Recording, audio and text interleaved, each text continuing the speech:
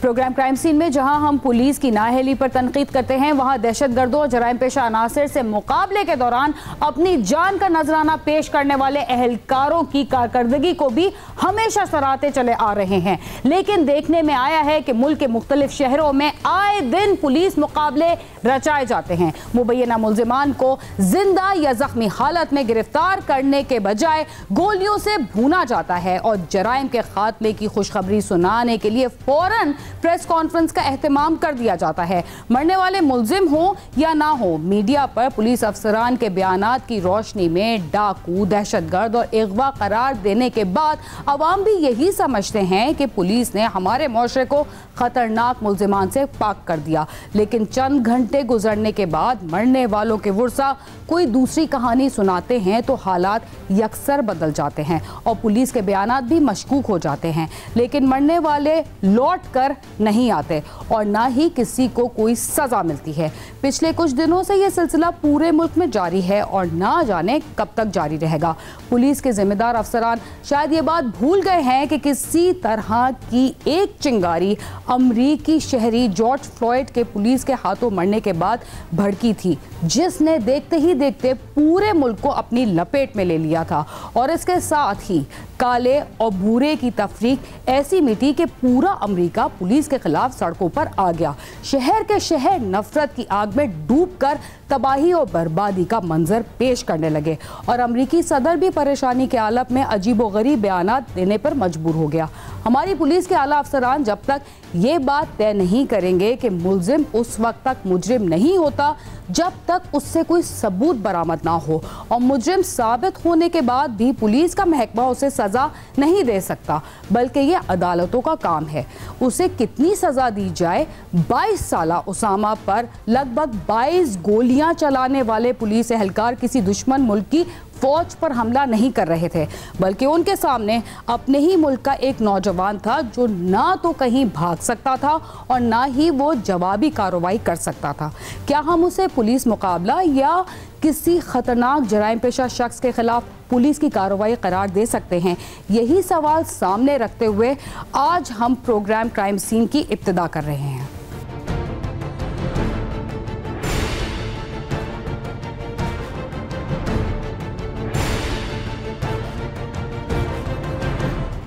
ज़रा अपने रिपोर्टर नईम जंजुआ की तरफ जाना चाहूँगी। नईम जंजुआ, ये बताएं कि ये अफसोसनाक वाक़या जो था, जिसकी तफसीलात हम सुबह से डिस्कस भी कर रहे हैं, इसकी असल वजूहात क्या थी? ये कैसे पेश आया? असल वजूहात तो जिस तरह इनके वालिद ने बताई है कि ये कहते हैं इन्होंने जो FIR करवाई है उसमें भी ये मौक़िफ़ इख्तियार किया है कि एक रोज़ कबल जो है वो उसामा की तल्ख़ कलामी हुई थी। लेकिन ये देखें कि ये पहला वाक़या नहीं है। इससे पहले भी इस्लामाबाद में नाकों के ऊपर पुलिस एहलकारों की जानिब से फायरिंग की गई है और गाड़ियों में ही लोगों को मारा गया है। एक वाक़या I-10 नाके पे भी पेश आया था। उसके बाद एक रावल डैम चौक में नाके के ऊपर इसी तरह का वाक़या पेश आया था। हमें उनकी सज़ाएं नज़र नहीं आई हैं। उस वक्त भी हुआ ये था कि किसी तरह पुलिस ने जो है वो अपने पेटी भाइयों को बचाने के लिए दूसरे जो लोग थे जो जिनको कत्ल किया गया था उनके वर्सा को प्रेशराइज भी किया था। फिर कसास की सूरत में कुछ रकम भी अदा की गई और फिर ये मामले को ख़त्म कर दिया गया। अब हमें भी इसी तरह लगता है कि हो सकता है कि इस जो उसामा का केस है इसमें भी कोई डीलिंग टैक्टिक्स इस्तेमाल किए जाएँ या किसी तरह प्रेशराइज किया जाए। अभी तक जो तफ्तीश हो रही है उसमें तो हमें यही नज़र आ रहा है। इनकी तरफ से ये मौक़िफ़ है जो नदीम साहब हैं, ये कहते हैं कि उस वक्त जब हम लोग वहाँ पे पहुँचे थी कि पिछली तरफ गोलियाँ नहीं लगी हुई थी। ये गोलियाँ जो हैं ये बाद में पुलिस की तरफ से मारी गई है और टायर जो है उसको भी ब्रस्ट किया गया है। यही अदालत में भी सवाल किया गया था कि अगर पिछली तरफ से गाड़ी को गोलियाँ लगी हैं तो उसकी तस्वीर कहाँ पे हैं? उसका जवाब पुलिस के पास नहीं था, अभी तक नहीं था। अगर बात है कि जहाँ अगर आप गोलियों की बात कर रहे हैं तो वहाँ ये थोड़ी सी MLO की रिपोर्ट भी जो है वो बॉडी के ऊपर 4 गोलियों का के वो होल मिले हैं। एग्जैक्ट फिगर आपको पता लगा है कितनी गोलियां चलाई गई हैं उस गाड़ी पर? जी 22 का तो इन्होंने कहा कि चारों तरफ से गोलियां मारी गई हैं। 17 का जो है वो निशान है गाड़ी के ऊपर और जो बॉडी के ऊपर है वो 4 गोलियों के निशान जो है वो एंट्री वो हैं और एग्जिट जो है वो 3 हैं। इसका मतलब है कि 4 गोलियां लगी, हो सकता है कि एक गोली जो है वो जिस्म के अंदर ही हो, वो बाहर दूसरी तरफ से ना निकली हो। उसामा की हलाकत पुलिस के हाथों हुई, जिसके बाद उसके वालिद ने प्रेस कॉन्फ्रेंस भी की। हमारे साथ उनके वालिद नदीम सती साहब मौजूद हैं। अस्सलाम वालेकुम नदीम सती साहब, सबसे पहले तो क्राइम सीन की टीम की तरफ से हम आपसे ताज़ियत ही कर सकते हैं और ये सवाल मैं करना चाहूँगी कि क्या आप अभी तक पुलिस की तफ्तीश से मुतमईन हैं? क्या आपका क्या मुतालिबा है? जी वालेकुम अस्सलाम। पुलिस की तफ्तीश से बिल्कुल भी मुतमईन नहीं है, क्योंकि ये लोग जो ना उनकी मुजरिमों की पुष्टपनाही कर रहे हैं और हमारा मुतालबा ये है कि इसको पहले भी जो हमने मुतालबा किया था कि इसको हाई कोर्ट के जज के सरबराही में जो ना जुडिशल कमीशन तश्कील दिया जाए और इसके लिए जो ना वो अभी तक जो ना हमारा ये मुतालबा नहीं माना गया। पुलिस ने जो भी किया है हमारे से कोई भी अभी तक रब्ता नहीं किया। पुलिस ने आपसे रब्ता नहीं किया, मगर हुकूमती ओहदेदार आपके पास आके उन्होंने अफसोस भी किया है। तो हुकूमत ने आपको क्या अश्योरेंस दी है कि क्या ये कैफरे किरदार तक ये 5 अफराद पहुँचेंगे? क्या आप हुकूमत की तरफ से मुतमईन हैं? देखें उन्होंने तो बिल्कुल ये बात कही है, लेकिन ये तो बहुत दफ़ा कहते रहे हैं ना, ये हुकूमती अहदेदार तो बहुत दफ़ा जो ना वो ये चीज़ें कहते रहे हैं, लेकिन ये बातें जो ना उनकी बयानात तक की हद तक रही हैं। तो अब जो है ना वो बस ये आप देखें कितना दर्दनाक हादसा है और इसमें जो ना वो अब तो ख़ास तौर पे जो ना मैं शुक्रिया अदा करना चाहता हूँ मीडिया का, जिसने इसको इतनी जो ना इम्पोर्टेंस दी है, क्योंकि ये दिल दहला देने वाला वाक़या है। एक वक़्वे से एक रोज़ कबल उसकी पुलिस से तल्ख़ कलामी हुई थी, जिसके बारे में उसने आपसे बात की थी। कोई आप बता सकते हैं कि उसने क्या रीज़न बताया था कि उसकी तल्ख़ कलामी क्यों हुई थी पुलिस वालों से?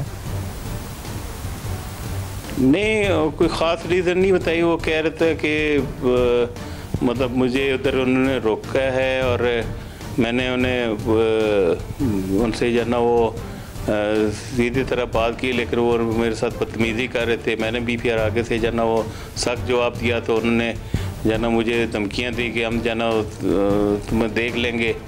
तो अब देखें जो हादसा हुआ है, जो उन्होंने जो ना अंधाधुंध फायरिंग की है, तो उससे तो मुझे यही ज़ाहिर होता है कि कोई ऐसा जो ना वो इन्होंने जहन में ये वही लोग हैं और वही जो ना उन्होंने इसी उसमें जो ना वो आके इसको जो ना वो किया है। तो क्या नाम है जो इसकी तल्ख़ कलामी एक रात पहले हुई थी, वो उसी जगह हुई थी जहां ये वक़्वा पेश आया है? नहीं, उस जगह तो मुझे नहीं पता, जगह का तो मैंने उससे नहीं पूछा। अच्छा। देखें मैंने तो उसको समझाया कि भाई ये जो है वो पुलिस एहलकारों से उलझने की अच्छा नहीं होता, क्योंकि ज़ाहिर है मतलब वो किसी तरह भी नुकसान पहुंचा सकते हैं। लेकिन मतलब मुझे इतना इसका नहीं था कि ये लोग इतना जो ना वो इसका जो ना वो मतलब असर लेंगे कि जो ना वो मैंने तो रूटीन मैटर में जो ना उसको मतलब कहा कि जो ना इस तरह के ना करो। मुझे जो ना वो कि तुम थाने कचहरी के चक्कर लगवाओगे, ये बाकी जो ना उसमें कोई ऐसा हमने इसको सीरियस नहीं लिया था। मैं मलिक जावेद साहब की तरफ चलती हूँ, जो कि माहिर क़ानून है। अस्सलाम वालेकुम Javed sahab and welcome to the show. Javed sahab, इस तरह के वाक़यात में मुल्ज़िमान ज़्यादातर बासानी रिहा हो जाते हैं, इसकी क्या वजूहात हो सकती हैं? क़वानीन की शिक़ें इस तरह की रखी जाती हैं कि वो आसानी से बेल पर या फुली तौर पर रिहा हो जाते हैं? वालेकुम अस्सलाम। रिहा इसलिए हो जाते हैं कि प्रोसिक्यूशन का जो केस है वो वेरी वीक होता है। एफआईआर उस तरीके से कटाई नहीं जाती, प्लेस ऑफ अक्रेस को मिसप्लेस किया जाता है, और फिर there are so many things के जो चैनलाइज नहीं होती हैं। तो इस वजह से वो एक्यूज़ जो है वो बरी हो जाते हैं। तो सर एक और बात है कि इसमें 788 जो लगा है, क्योंकि ये असलहा जो है ये तो सरकारी इस्तेमाल हुआ है, तो उस पर ये शिक सही बैठ रही है? देखें, ये कहीं भी नहीं लिखा एंटी टेररिज्म एक्ट में कि अगर पुलिस है वो अपने नहते शहरियों पर को निशाना या टारगेट करेगी तो उनके ऊपर ATA नहीं लगेगी। हर वो इकदाम जिससे दहशत गर्दी का अंसर फैले या नज़र आए वहाँ पे ATA लगेगी। इवन कि अगर दहशत गर्दी का जज है वो भी अगर लेके असला तो एक मजमे को मार देता तो उसके ऊपर क्या ATA नहीं लगेगी? लगेगी।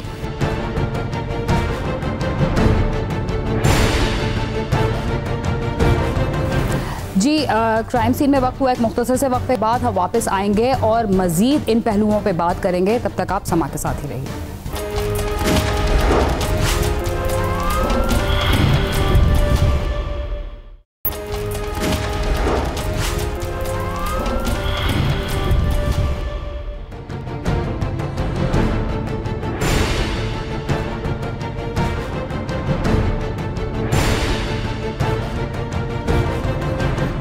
प्रोग्राम क्राइम सीन में एक बार फिर खुशामदीद।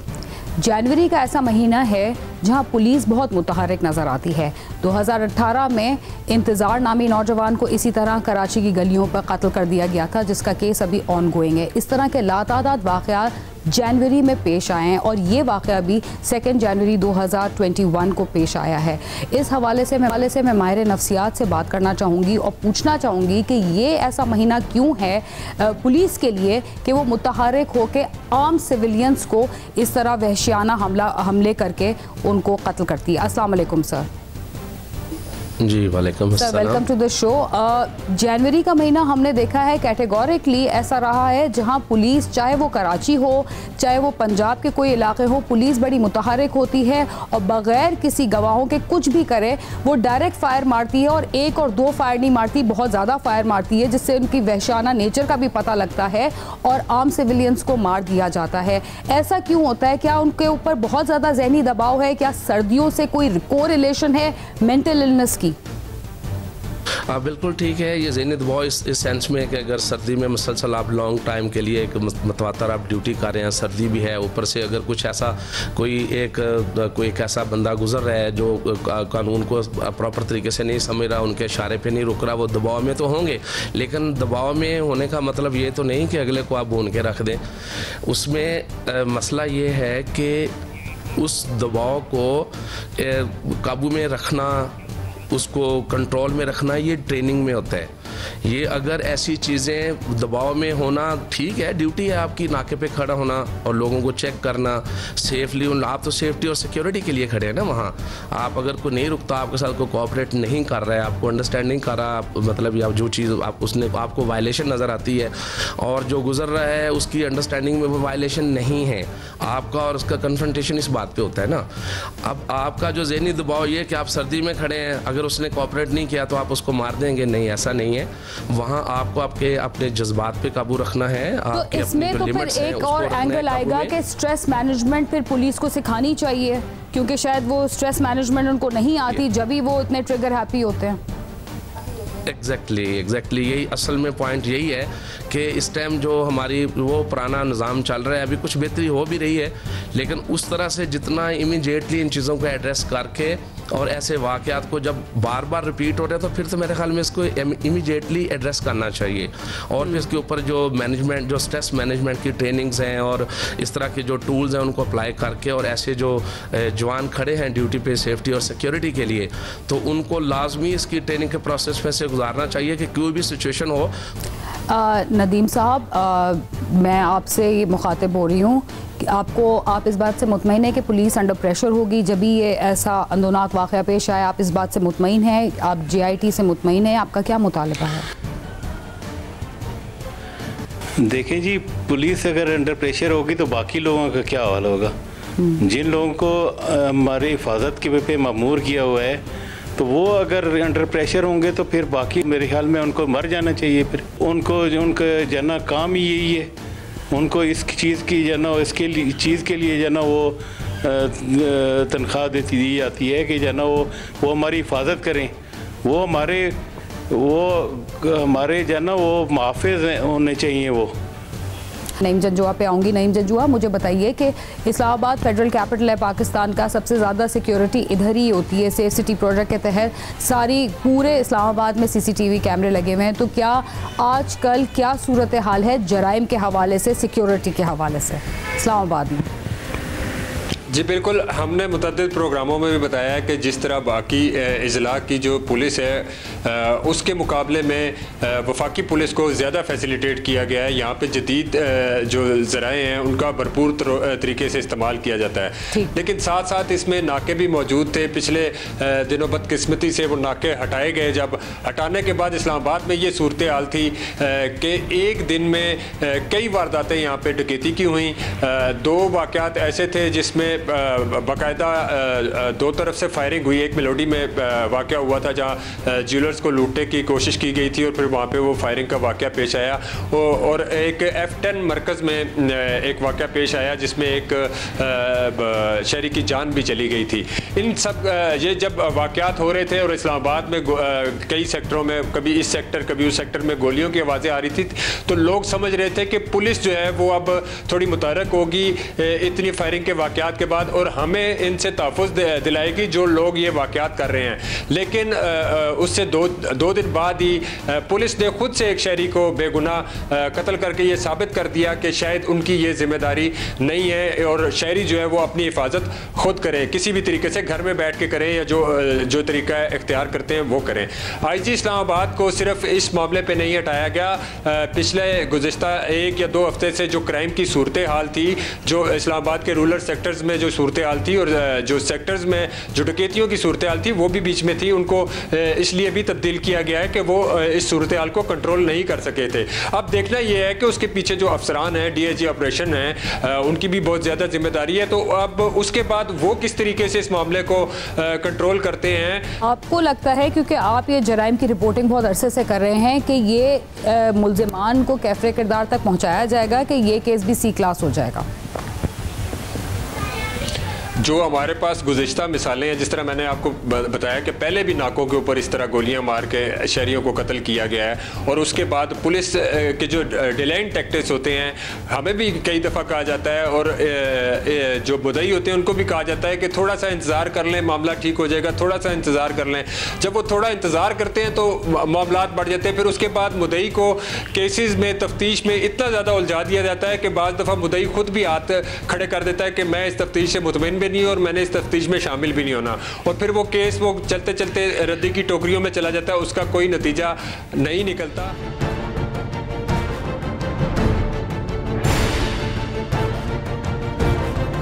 हमारी पुलिस के आला अफसरान जब तक ये बात तय नहीं करेंगे कि मुलजिम उस वक्त तक मुजरिम नहीं होता जब तक उससे कोई सबूत बरामद नहीं हो, और मुजरिम साबित होने के बाद भी पुलिस का महकमा उसे सजा नहीं दे सकता, बल्कि ये अदालतों का काम है। इसके साथ ही क्राइम सीन अपने इख्तिताम को पहुंचता है। अगर आप हमसे रब्ता करना चाहते हैं तो हमारा पता है cs@sama.tv। इसके अलावा आप ट्विटर, फेसबुक और यूट्यूब पर भी हमसे रब्ता कर सकते हैं और हमारा प्रोग्राम भी देख सकते हैं। बीना खान और क्राइम सीन की टीम को इजाज़त दीजिए और देखते रहिए सामा।